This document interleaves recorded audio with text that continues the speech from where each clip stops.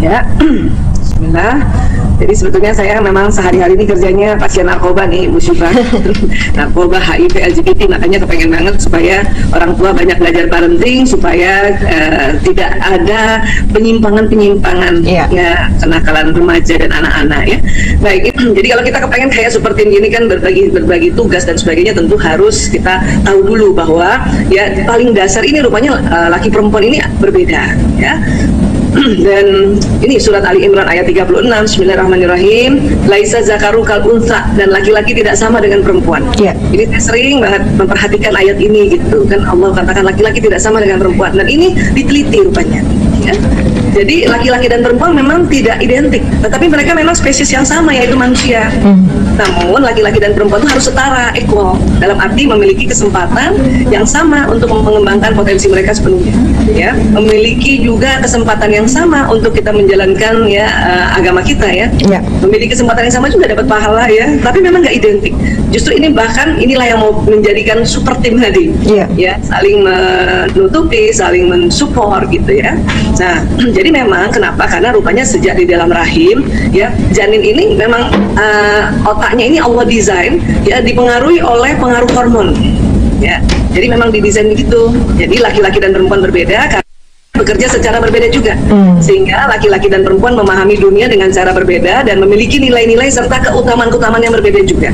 Jadi bukan karena ada yang lebih baik, ada yang lebih buruk, bukan, memang karena beda aja. Justru itu harus kita terima bahwa Allah sudah katakan laisa zakaru kal unsa gitu. Ya, ini jadi nanti bagi tugasnya enak ya. Nah, karena ada alat ini functional MRI, makanya kita bisa tahu, oh otak perempuan Allah desain begini, oh otak laki-laki begini ya. Ini alat ini yang nanti banyak ilmuwan meneliti ya. Jadi ini alat ini nanti ketahuan, misalnya oh nih misalnya ada pasien ini disuruh bicara dan ini dia laki-laki, oh sebelah sini nih dia kalau ngomong gitu ya. Jadi ini Allah ciptakan otak manusia, ada otak besar, ada otak kecil, dia dilihat dari samping kiri ya, ini dilihat dari atas. Yang depan di dahi kita tuh yang ini nih, lebih kecil. Nah, ini yang lebih belakang, ini belakang yang dia. Kalau ini dilihat dari atas ya, di belakangnya, di bawahnya tuh ada otak kecil, jadi dia lebih lebar. Dan dia terbagi dua, ya, bagian kanan dan bagian kiri. Allah desainnya seperti itu. Nah, tahun 99 ada penelitian nih di King's College London atau Institute of Psychiatry, katakan lokasi yang mengendalikan bicara dan bahasa dalam otak laki-laki dan perempuan memang beda. Ya, ini kita lihat. Nah, ini otak laki-laki, ini otak perempuan. Tadi kan otak terbagi dua ya, kanan dan kiri. Rupanya otak bicara laki-laki itu cuma sebelah kiri. Ya, menciptakan itu ya lokasi bahasa, lokasi kosakata itu cuma sebelah kiri. Perempuan kiri dan kanan. Jadi banyakan kita nih, Mbak Syifa. Ya, ini yang mendasari perempuan bisa bicara, pandai bicara, dan bisa bekerja sampai terus bicara. Karena otak kita begini. Laki-laki nih, karena cuma sebelah kiri, makanya dalam sehari ini kata-katanya setelah dihitung oleh ilmuwan ya, 2.000 sampai 4.000 kata, baru kata. 1.000 sampai 2.000 bunyi vokal, 2.000 sampai 3.000 gerakan bahasa tubuh. Kalau dijumlah rata-rata komunikasinya laki-laki dalam sehari itu 7.000. Kalau kita punya suami yang agak pendiam atau pemikir, itu mungkin lebih kurang lagi. Ada juga laki-laki yang memang wataknya pembicara, itu bisa 9.000, tapi rata-rata 7.000. Nah, mari kita lihat perempuan. Perempuan dalam sehari ya kata-katanya aja 6.000 sampai 8.000. Ya. Bunyi vokal 2.000 sampai 3.000, bahasa tubuhnya atau gerakannya tuh 8.000 sampai 10.000. Masya Allah. Jadi kita rata-rata 20.000. Buat ada juga sih ibu-ibu yang pendiam, yang pendiam 16.000. Tapi kan lebih banyak dari laki-laki. Iya, tetap aja ya. Iya. Dan yang aktif bicara ya kayak saya mungkin ya. Sama saya juga, Bunda. Nah, menurut penelitian, perempuan apabila dalam satu hari komunikasinya kurang dari 16.000, tidur malamnya nggak nyenyak. Oh gitu. Nah, makanya kita harus salurkan ini. Nah, saat pandemi anak-anak semua kembali ke kita ya, itu sebetulnya kita bisa gitu. Nah, sekarang kita lihat ya, ini kan ini otak perempuan ya. Jadi otak bicaranya di kiri dan kanan, cuma banyak banget ya. Jadi ketika seorang perempuan berbicara, scan otak memperlihatkan bahwa otak bagian depan kiri dan kanan yang merupakan pusat pengendali bicara, keduanya aktif. Kemudian fungsi pendengarannya pun aktif pada waktu yang bersamaan. Jadi perempuan itu bisa bicara sekaligus mendengarkan secara terus-menerus, itu bisa. Ya, luar biasa ya. Sementara yang dibicarakan ada topik-topik yang tidak saling berkaitan. Kita kalau ngomong kan belepetan dan orang lain ganti topik. Laki-laki nggak bisa gitu. Ya, banyak lah. Banyak bapak-bapak tuh heran, ini ibu-ibu kok ngomongnya loncat sana pecah sih. Multitask. Lihat tuh kenapa multitaskingnya ya. Perempuan telah menjadi bahan olok-olok selama ribuan tahun karena mereka dinilai terlalu banyak bicara. Tapi ilmuwan-ilmuwan laki-laki itu sangat terkejut ketika pertama kali mengetahui bahwa perempuan memang memiliki kemampuan berbicara sekaligus mendengarkan secara terus-menerus. Masya Allah ya, jadi dulu disangkanya kita bawel aja, cerewet aja, ternyata otaknya itu didesain oleh Tuhan gitu ya, kata mereka ya, oleh Allah, bicara sama mendengarkan bisa. Iya. Ya, makanya sekarang kita ini jadi ibu, kemudian juga bantuin anak misalnya belajar, itu insya Allah bisa. Iya. Bahkan kan sekarang anak nggak banyak, satu, ya, 2, 3. Nah itu 20.000 tuh cukup banget. Kenapa? Karena zaman dulu ibu-ibu kita, nenek-nenek kita zaman dulu anaknya banyak, 7 paling sedikit. Iya. Ya. 12, 13 banyak. Iya. Terus masak sendiri, Yeah. cuci sendiri, ya dulu belum ada mesin cuci. Oke, nah itu mereka bisa dengan kapasitas 20.000 kata atau yang pendiam 16.000, ya bisa. Artinya kalau kita sekarang 20.000, ya dengan anak yang tidak sama banyaknya kayak ibu-ibu zaman dulu bisa. Apalagi misalnya tinggal ya, misalnya kita mau nyuci ya, memang harus dibantu alat kan. Yeah. Kalau mesin cuci pencet aja, udah kering dan udah. Sekarang udah banyak yang otomatis ya. Ya kita masih bisa nemenin anak duduk dengerin, ya kan? Dan nantilah kita lihat lagi bahwa perempuan multitasking makanya bisa sambil ngapain. Betul. Dari bahasa saja ya, kata-katanya, kosakatanya dan gerakan tubuhnya insya Allah bisa. Ya, bahkan kalau kurang dari 16.000 tidur malamnya gelisah, bolak-balik. Mending kita bantuin anak. Kenapa? Karena memang ibu itu pendidik utama dan pertama justru. Iya. Ya. Nah, ini yang makanya harus terima, oh bisa insya Allah ya kayak gitu ya. Nah, kemudian ini otak di tengah ini kalau ini kan otak kanan, ini otak kiri nih. Kalau dibelah ya, itu ada di tengahnya, itu namanya corpus callosum. Kalau kita lihat dari samping kayak gini nih, yang ini yang melengkung nih ya. Nah, ini Allah mendesain corpus callosumnya laki-laki dan perempuan berbeda. Ya. Perempuan corpus callosumnya ya dikatakan oleh Dr. Robert Gross gini lebih tebal dibanding otak laki-laki. Jadi perempuan lebih tebal corpus callosumnya. Ini yang membuat perempuan mampu mengerjakan berbagai pekerjaan yang tidak saling berhubungan dalam satu waktu. Nah, duduk juga di sebelah anaknya lagi daring, cuman si ibu pakai headset gitu. Iya. Atau mungkin sambil setrika ya. Atau sambil makan. Nah, itu enaknya webinar online. Iya. Apa aja ya. Bisa, dan ya? perempuan sambil mengerjakan masih bisa dengar. Ya. Betul. Bahkan mungkin dia ngomong sama anaknya, dia masih bisa dengar. Yeah. Karena bicara sama pendengaran bareng. Ya. Iya. Iya. Lihat nih ibu-ibu. Masya Allah. Iya. Ya. Ini juga di luar negeri juga begitu kan, multitasking. Dan ini kalau kita sudah tahu, lebih lapang kita menerimanya. Dan kita nggak ngeluh, itu yang diminta. Aku lagi kan. Yeah. Gitu ibu kan, gue lagi padahal bisa ya. Dari jumlah kata-katanya 20.000, kemudian otak tengahnya atau corpus callosumnya lebar, asik kan gitu ya. Iya. Nah, kalau laki-laki corpus callosumnya memang lebih tipis 30% Allah ciptakan. Jadi otak laki-laki dibuat untuk pekerjaan khusus, otak laki-laki terbagi-bagi dan disusun untuk memusatkan perhatian pada satu hal khusus. Yeah. Jadi laki-laki itu kalau ada kerjaannya di depan, dia harus fokus. Nah, setelah 10 menit otaknya itu karena konsentrasi pendengarannya menurun. Iya. Makanya laki-laki hanya dapat melakukan satu pekerjaan dalam satu waktu. Jadi kalau kita mau berbagi tugas dengan suami kita, harus tahu dulu ini otaknya memang begini.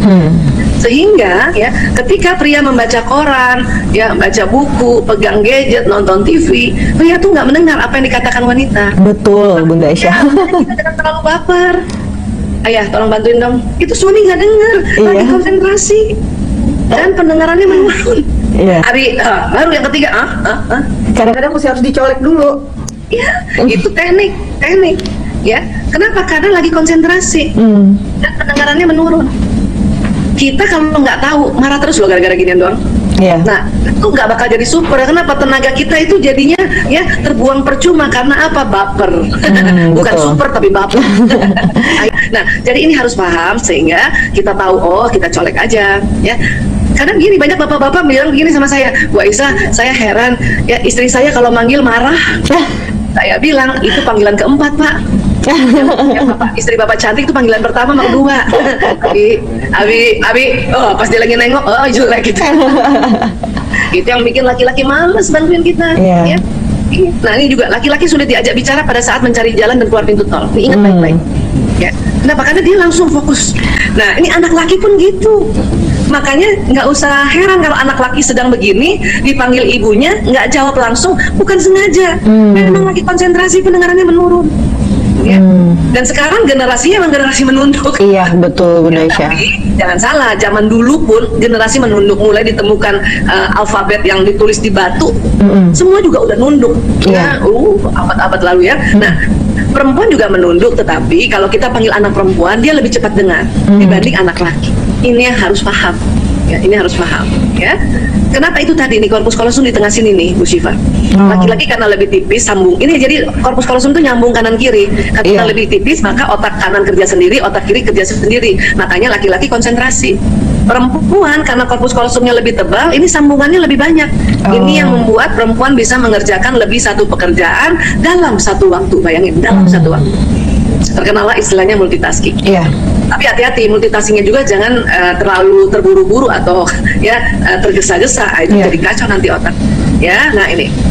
Tetapi ada efeknya nih Bu Syifa nih, perempuan gini nih, ya susah menentukan arah kanan kiri. Abi belok kanan, Abi tangannya ke kiri loh. Itu kita. Kalau ada perempuan kayak gitu, itu bukan pikun, itu kita karena perempuan banget. Oke. Naik motor, naik mobil, share-nya di kanan, beloknya di kiri. Ya Allah, perempuan banget. Ini juga yang membuat kita tuh susah baca peta. Betul. Baca wase di awal itu kanan kiri suka bingung. Cuma 8% sampai 12% perempuan jago baca peta itu karena agak tomboy memang otaknya. Oke. Ini nggak usah, nggak usah terlara diri. Aku emang begini, nggak bisa apa-apa. Ih, cuma ngapain kayak gitu? Baper. Jadi kalau kita misalnya, kamu nih baca peta gimana? Kata suami, kita langsung bilang ya, ayah, aku ini kan perempuan banget. Ya, otak tengahnya tebal, kiri kanan itu suka bingung. Ya. Apalagi misalnya nih kita di Jogja nih, siapa yang sering ke Jogja? Kita suka tanya tuh, ya Mas jalan ke Moja di mana? Itu pasti orang itu bapak-bapak di sana tuh di Jogja bilangnya gini, 100 meter ke utara, 5 meter ke selatan. Aduh, kan susah. Nyasar nih kalau aku itu. Gini, sebelah mananya KFC? Oh, gitu. Ini bukan di endorse, ini cuma contoh saja.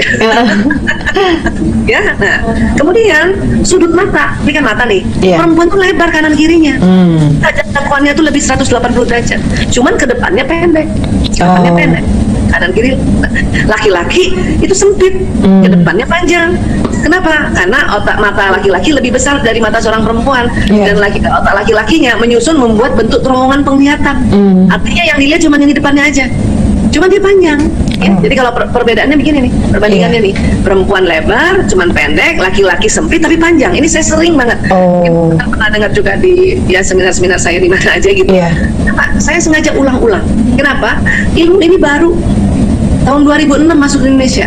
Ya, itu aja itu mungkin baru sangat sedikit. Saya juga baru tahu 2006 baca jurnalnya. Kemudian muncul bukunya, ada beberapa buku kita baca baru. Ya Allah ya. Kenapa? Karena ini sering bikin berantem nih. Nah, kenapa begini? Ini ya Allah alam bisawab ya, tapi salah satu hikmahnya adalah perempuan memang untuk jago kerja dalam rumah. Sehingga pas mata kita ke satu tempat aja kita masih bisa lihat kanan kiri kan? Iya betul. Ini lagi masak nih, matanya dimasakkan, ya ada orang datang kita bisa tahu loh. Lewat sudut mata kita sambil masak, siapa tuh kan gitu. Nah, laki-laki nggak begitu. Laki-laki matanya seperti ini karena Allah ya mendesain mata laki-laki untuk jago bekerja di luar rumah, mencari nafkah di luar rumah. Ini makanya namanya mata berburu, mata hunter. Kalau kita perempuan, mata menjaga sarang memang. Jadi itulah yang didesain Allah untuk saling ya menutupi atau mensupport. Ya. Nah, jadi laki-laki itu memang untuk di luar rumah itu lebih dominan. Kenapa? Allah desain matanya kayak gitu. Ya, tadi kan Bu Syifa di awal mengatakan kita meneladani ya cara pendidikan Nabi Ibrahim alaihissalam. Nabi Ibrahim itu nggak pernah sama-sama Nabi Ismail lama. Ya, Nabi Ismail memang dititip di ibunya, kemudian dibawalah ke Makkah. Nabi Ibrahim pulang ke Palestina. Nah, tetapi apa yang dilakukan Nabi Ibrahim walaupun dia tidak sama anak dan istrinya, mendoakan. Itulah makanya bapak-bapak itu harus kenceng ngedoainnya. Betul.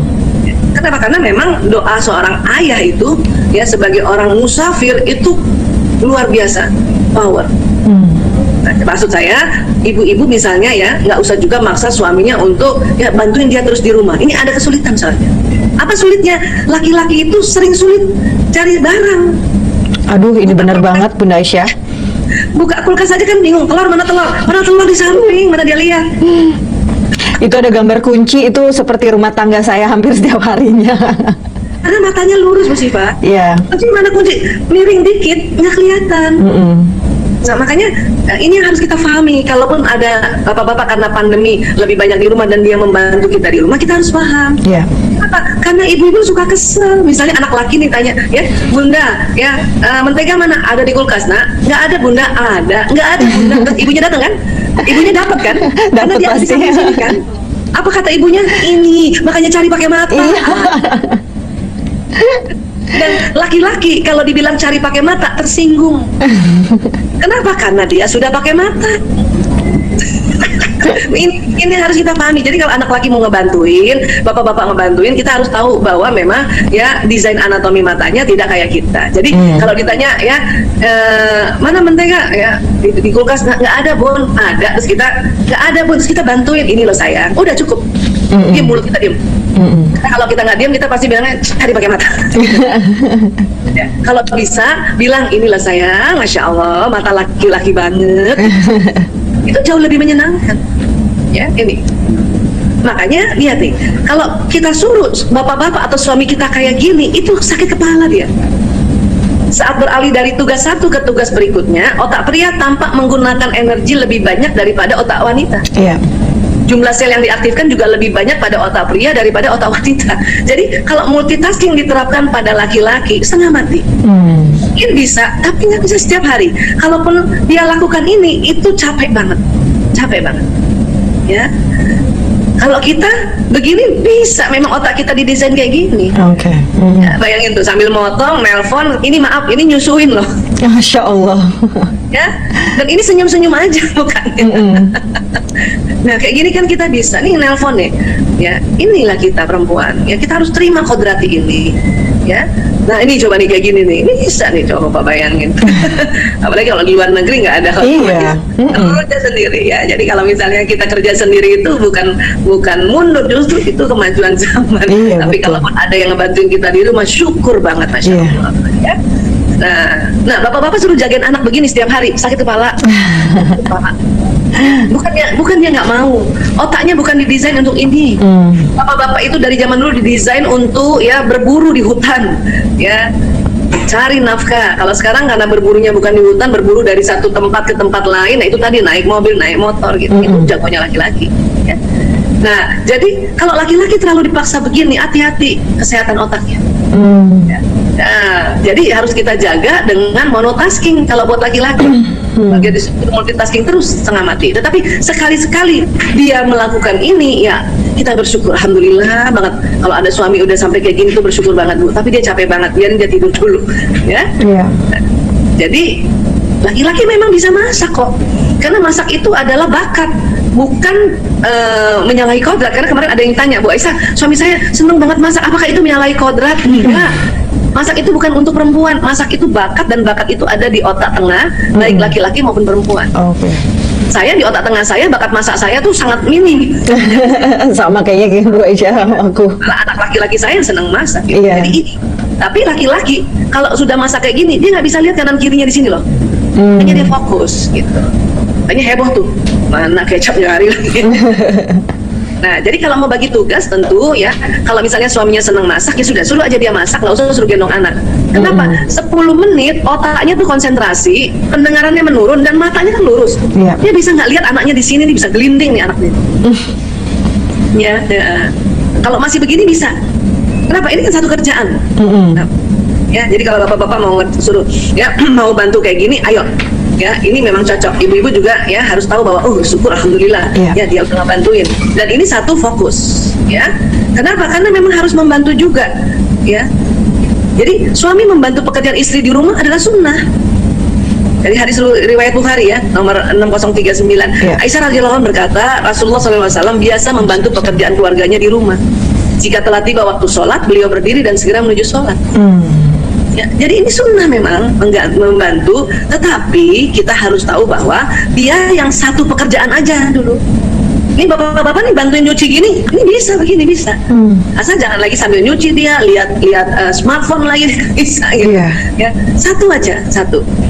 Ya, ini pembagian kerjanya begini supaya kita jadi super team. Ya, dan istri harus tahu, harus syukur, udah begini aja itu udah syukur banget, Masya Allah.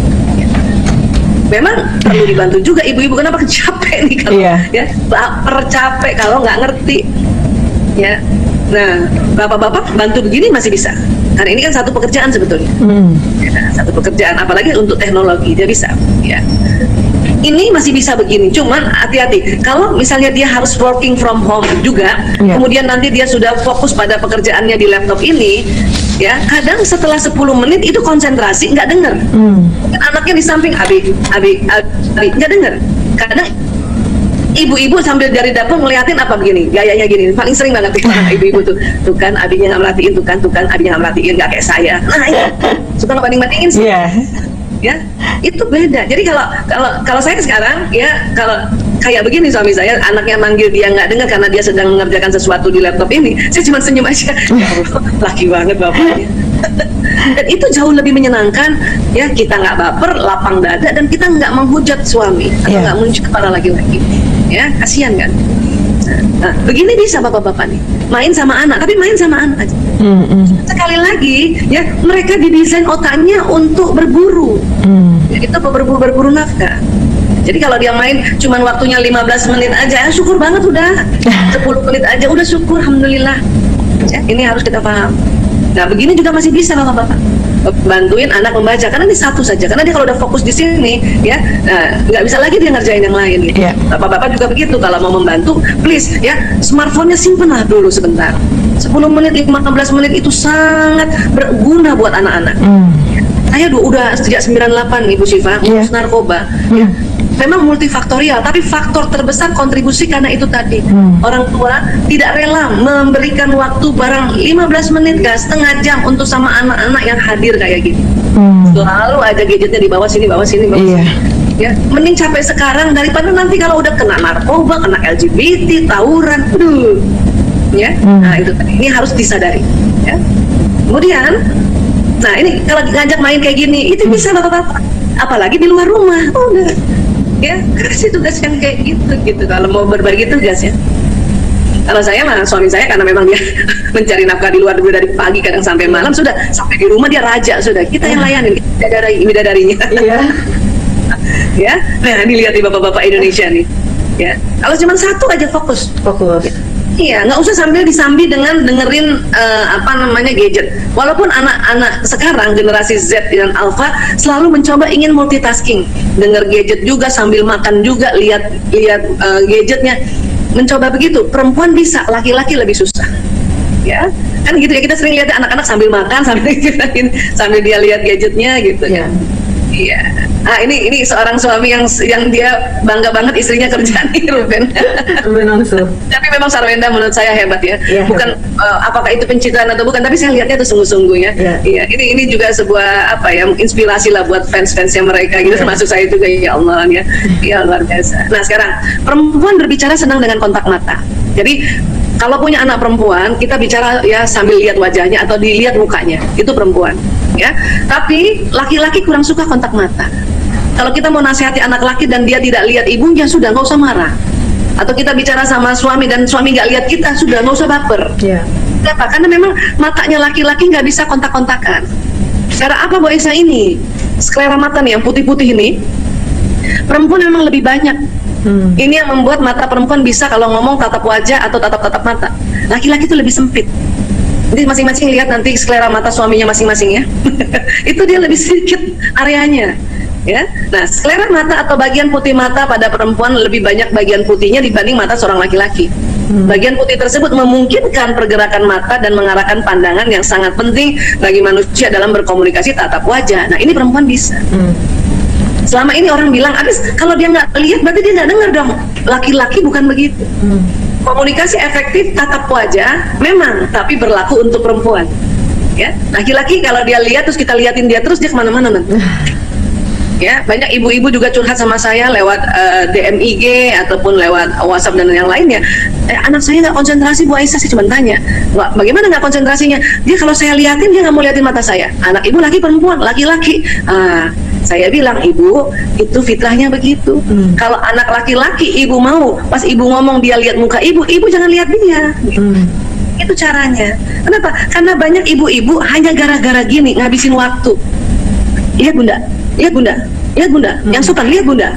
Ya Allah, setengah jam cuma lihat bunda. Nasihatnya nggak ada. Ya. Nah, kalau laki-laki mau ngeliat muka kita jangan lihat dia. Nih contoh Sule sama anaknya gitu. Saya gitu tuh, kalau misalnya saya kepengen suami saya lihat muka saya gitu ya, karena saya udah rapi, jilbab baru. Saya kalau ngomong nunduk lihat meja. Jadi gini ayah, oh saya tahu banget dia lihat aku. Oh gitu. Gitu ya, karena kita selalu waktu dulu sebelum menikah, waktu ta'aruf kan kita tunduk. Makanya yang laki-laki senang lihat kita karena kita tunduk ya. Nah pas kita udah nikah, kita ngomong selalu tatap mata dia. Apalagi ngomong soal uang. Tahu nggak? Dan kita janjangin terus matanya. Gitu, dia nggak suka, makanya dia menoleh lihat tembok, lihat TV, lihat gadget. Kalau kita nggak paham, kita baper, disangkanya dia nggak merhatiin kita lagi. Ya, nah ini, oke.